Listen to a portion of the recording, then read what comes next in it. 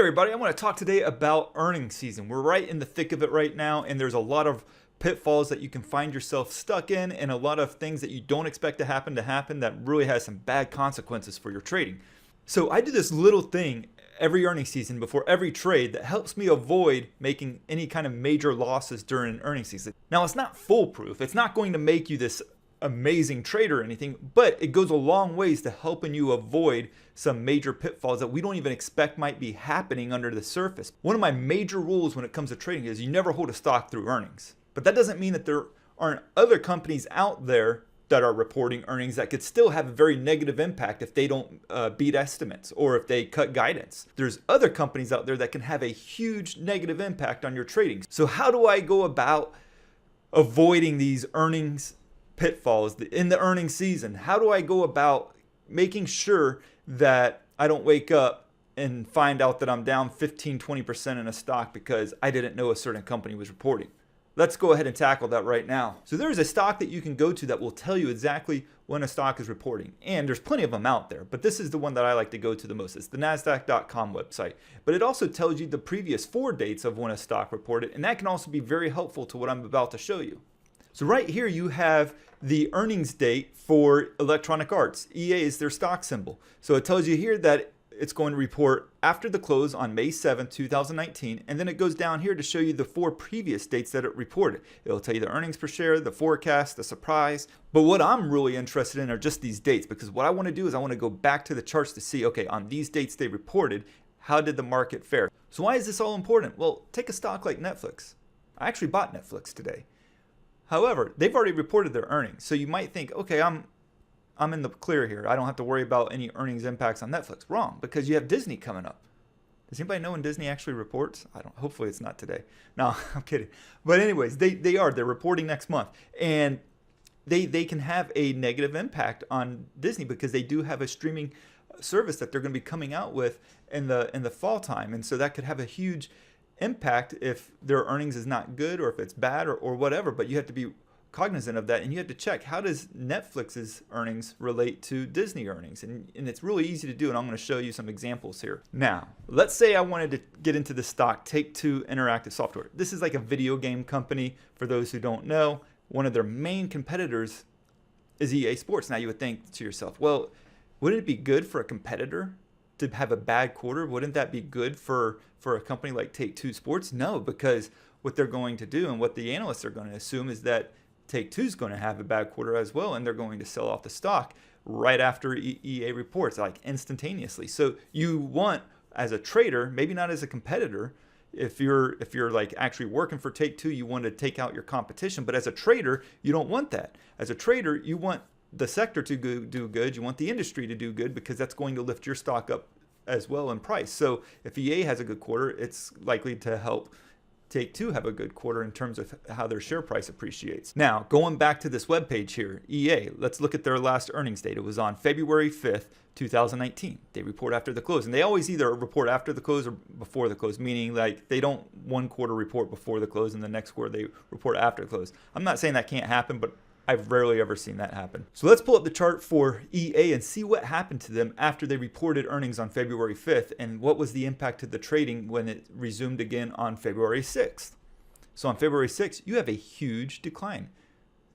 Now, look at this. It closed at 92.52 and it opens up at 79.27. I couldn't even tell you the exact percentage, but that's like 15, 13, 14, 15% or so. That's a heavy loss. I don't want to, that's why I don't hold through earnings. But what is the impact on Take-Two? All right, let's look at it. February 6th, Take-Two closed at 107.29 cents. Look what it did the next day. It opens up at 96.50. Yeah, it's not as bad as EA Sports, but that's over 10%. We don't want that, and it kept on selling too the rest of the day. We don't want that. This is a trade that you want to avoid if you know that EA Sports is about to report earnings. You don't want to be going long on Take-Two. Yeah, EA could have a great quarter and all of a sudden they go way up and Take-Two goes way up with it too. But on the flip side, you have this. And this is some bad juju right here, man. You don't want to be holding Take-Two when EA Sports is about to report earnings. There's just so much risk involved. Yeah, it could go way up, it could go way down, But however, it's going to impact Take-Two nearly just the same. So let's not do that. Now, are all stocks like that? Do all stocks have like a correlation with each other? No, they don't. But you can always look at okay, if I'm going to get into, let's say, Adobe, but you see that SAP is again ready to report earnings the next day. Well, first, let's go ahead and look at when SAP reports. They've reported on 4/24. They typically report after the bell, I think. But in any case, they haven't showed it on the website yet here, so I'm not sure. However, they've reported on 4/24 and they've reported on 1/29. Let's see what kind of impact that has on Adobe's stock. Here you can see on 4/24, this stock went way up off of their earnings. That's a good sign, right, for that company. How did that impact Adobe? It didn't do anything for it. So that's a good sign. It actually went down when SAP went up. So there's really not a lot of competition going on there with SAP, where if it reports a hideous earnings that it's likely to take down Adobe with it. So let's see what happened on January 29th when SAP reported. You can see it had a pretty negative earnings reaction. Did that really take down Adobe too? Well, it did go down, and it went down a little bit. It wasn't like a massive amount, but it was a little over 1%. So it had closed the previous day at 241.85, and it opened up at 241.81. So even though SAP gapped down, Adobe didn't. It gapped down like 4 cents, and we're talking like a $250 stock at the time. That's not a big deal. Yeah, it finished lower on the day, but we're not talking about like huge gaps. So what I really like to look for are stocks that report earnings and they have like a huge gap down, and then the stock that you're thinking about trading also shows a huge gap down as well. When you see it, like what we saw in Take-Two versus EA Sports, that's something that you need to run from. You don't want to be trading that. So let's wrap things up here. First, don't hold stocks through earnings. That's never a good idea. Second, know when the stock's competitors are reporting, because they can have a huge impact on your trade still, even though your stock might have already reported earnings, or the earnings report for your particular stock isn't until way out there into the future. Competitors can really sink it. And the best way to do that is go to NASDAQ.com, evaluate some of the previous earnings reports, see what kind of gaps there were following it, and see if that translated into the trade that you're trying to make as well. Earnings season's tough. I don't like it. I wish we would go to like twice a year that we report earnings. But what we have is Wall Street requiring that they report 4 times a year, a little bit too much. However, you got to know the pitfalls that comes with earnings seasons and make sure that you don't step in on a landmine that'll blow up a trade for you. Thank you. Take care.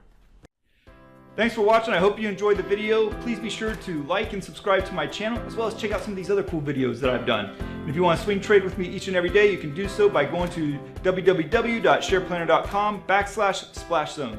Thanks and happy trading.